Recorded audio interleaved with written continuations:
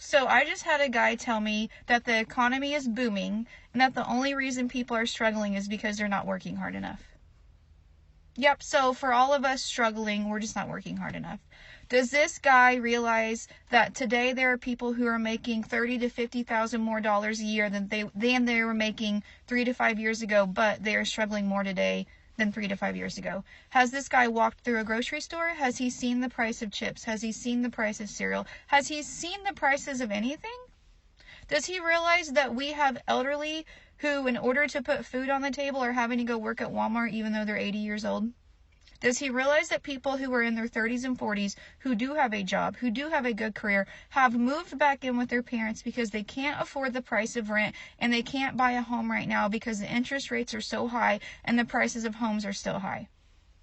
And then you add on property taxes, and then you add on home insurance. People can't afford that. And it's not as simple as go get a better job, go get a second job. It's not that simple. Telling a mom like me to go get a second job when I'm already working a full-time career and I already have a 2-hour commute every day, I don't have time for that. Okay, so what? I go get a second job and now I'm never with my children?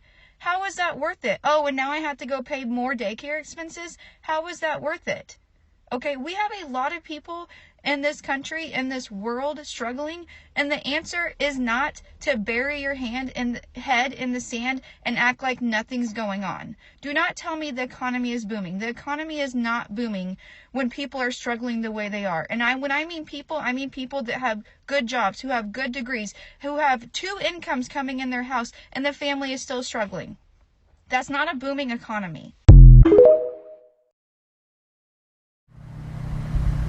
And all you're doing is controlling everyone that succumbs to being controlled by a elitist. Slavery is a mentality.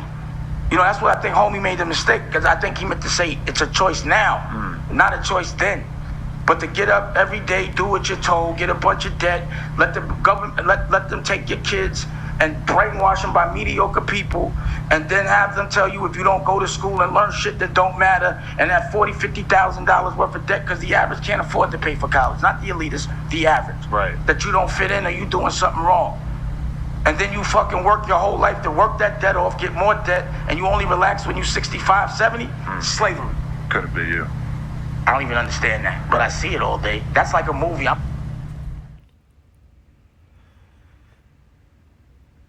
Prepare for the S&P 500 to plunge 23% by mid-2024 and the U.S. economy to sink into recession, J.P. Morgan's top chart guru says.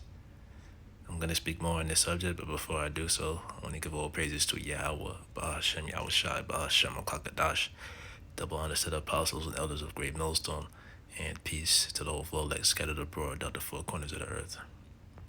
So y'all saw the clips at the beginning of this video, and I think that it's going to further drive home my points that I'm going to make in this video.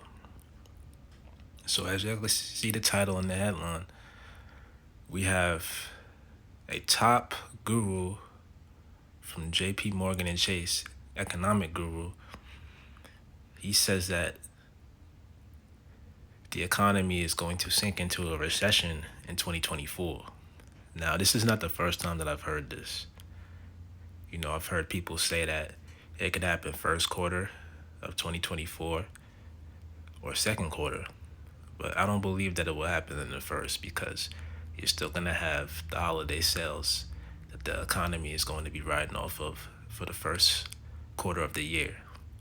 So maybe by the second quarter or the third quarter, we'll see the economic turmoil, because that's the direction that this country is headed into. So I'm not even going to read this article. I'm not even going to read through it. If y'all want, y'all could read through it yourselves. But it is from a few days ago. It's from December 5th. It's fairly recent. So if this does turn out to be true, then it would be just in time for the election in 24. And I don't see the current president right now getting a second term, Me personally, I don't see that. And I also don't see DJ Trump getting in again because they didn't want him in 2020. So how would that be the case in 24? I don't see that. Even though I do believe that he would, in theory, win by a landslide. But like I said, I don't think that they would allow him to get back into office. And a lot of Edomites, a lot of people, shoot, even Jake, they want Trump back in office because they see how bad it is out here. They see how bad things are getting. So look how that works. So I think that 2024 is going to be a disaster, especially regarding the election. I mean, it's going to be interesting to see how that even plays out. We're just about 11 months away from it, so time will tell. So I got a couple scriptures.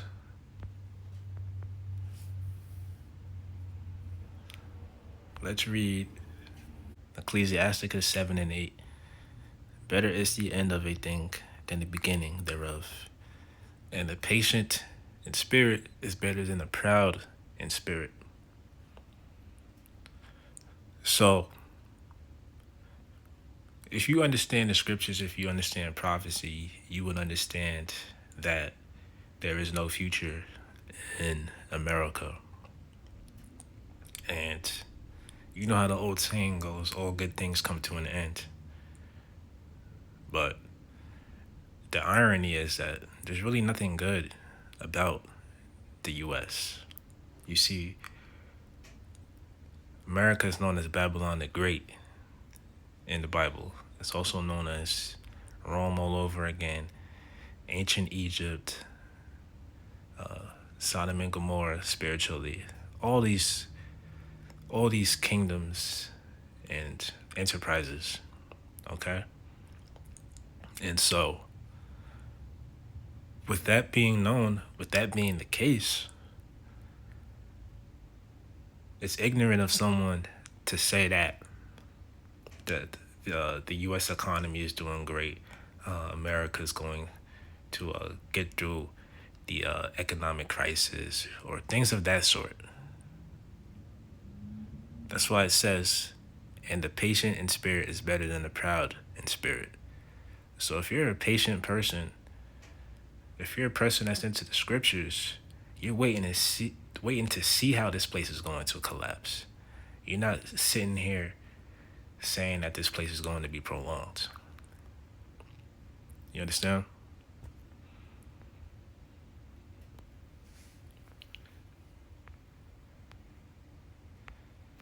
This is Psalms 21 and 11. For they intended evil against thee, they imagine a mischievous device, which they are not able to perform. And you can apply this to the NWO agenda that the elites are laying out. You see a lot of people, they get caught up in their day-to-day lives, their day-to-day activities. You know, people go to work every day. People go to school. So naturally, that's going to make people spiritually discerned. They're not going to be paying attention to what's going on in the real world. They're not even going to understand how to decipher it. So one thing you have to take into account is that majority of people in this world are a bunch of followers. They're zombies, so you can get an understanding. They're not going to think outside the box. So the way it's going to play out is Esau, he's going to go but so far with his agenda. And really the farthest he's going to get is the MOTB, Revelation 13 and 16. Okay? And that's really all we need. That's all we're waiting for, is that prophecy to be fulfilled. Yeah, it's nice to hear about all the talks about World War III and U.S. Navy ships getting attacked in the Red Sea. Yeah, all that stuff is it's nice to hear. But at the end of the day, the destruction is not gonna come to Babylon until the MOTB is administered.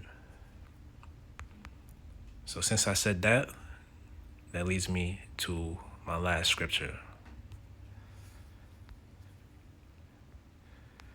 This is Job 18:5 in the NLT. Surely the light of the wicked will be snuffed out. The sparks of their fire will not glow. And the wicked is Esau, Edom. The, the light in their tent will grow dark. The lamp hanging above them will be quenched. The confident stride of the wicked will be shortened. Their own schemes will be their downfall. You see, the very thing that Esau loves, the very thing that he's trying to roll out to the entire world is going to lead to his downfall, which will later lead to the come up of the Israelites. You understand? The wicked walk into a net, they fall into a pit. A trap grabs them by the heel. A trap grabs them by the heel. A snare holds them tight. The noose lies hidden on the ground. A rope is stretched across their path. So they don't even see the trap that they're laying out in front of them. They don't even understand what they're getting themselves into. Terrors surround the wicked and trouble them at every step. Hunger depletes their strength, and calamity waits for them to stumble. Disease eats their skin, death devours their limbs. They are torn from the security of their homes and brought down to the king of terrors. The homes of the wicked will burn down, burning sulfur rains on their houses. And this is poetic, man. This just flows out. You see, one of the ways that this place is going to be burned by fire is from the ICBM missiles and the hypersonic missiles that these nations possess and that they're threatening to use. You see, all this is going to happen in World War III. World War III is inevitable. And you also have to add that the chariots of the Most High, also known as the angels, they're going to be the ones that dish out destruction as well. While also at the same time, the elect of Israel, 144,000 and the 1/3, they're going to get delivered from the destruction. You see, the Bible speaks about salvation. What are you going to need salvation from? Well, I just explained what you're going to need salvation from. So, let's continue on. Their roots will dry up and their branches will wither. All memory of their existence will fade from the earth. No one will remember their names. And that's deep, because we see how powerful these people are now. Could you picture living in a world, the next world to come, where they're just in a state of irrelevance? They're in a low state, a state of servitude. You see, the tables are going to turn, man. It's going to turn in the kingdom of heaven. They will be thrust from the light into darkness, driven from the world. They will have neither children nor grandchildren, nor any survivor in the place where they lived. Yeah, because when America is wiped out, there's not going to be anybody inhabiting the land. Not to mention, when the missiles fall, there's going to be nuclear fallout. So anybody with a normal, typical body, they're not going to be able to withstand that. Take a look at Chernobyl. People in the West are appalled at their fate. People in the East are horrified. They will say this was the home of a wicked person, the place of one who rejected the Most High God, Yahweh. And America calls itself a Christian, God-fearing nation. But what has this place ever done to withhold the principles of the Holy Bible? They don't honor the Sabbath. I mean, remember, the average person, they have to go out and work every day.